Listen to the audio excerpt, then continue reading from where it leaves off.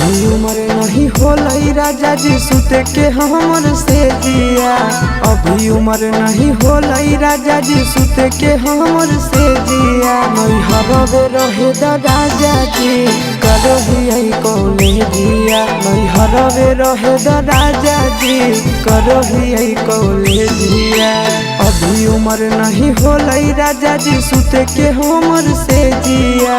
अभी उम्र नहीं होलई राजा जी सुते के हमर से जिया। नहीं हरवे रहे द राजा जी करही कॉलेजिया। नहीं हरवे रहे द राजा जी करही कॉलेजिया।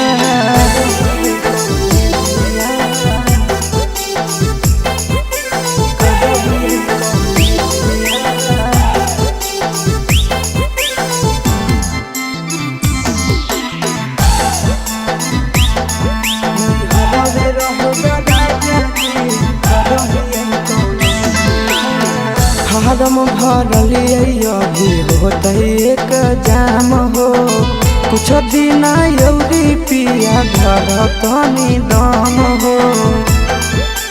ए राजा फारम भरलिए अभी होते एक जाम हो। कुछ दिन यौरी पिया घर तनी दम हो। हमारा तो सबके पिया नहीं है नवाले जिया। हमारा तो सबके पिया नहीं है नवाले जिया। नहीं हरवे रहे द राजा जी करही कॉलेजिया। नहीं हरवे रहे द राजा जी करही कॉलेजिया।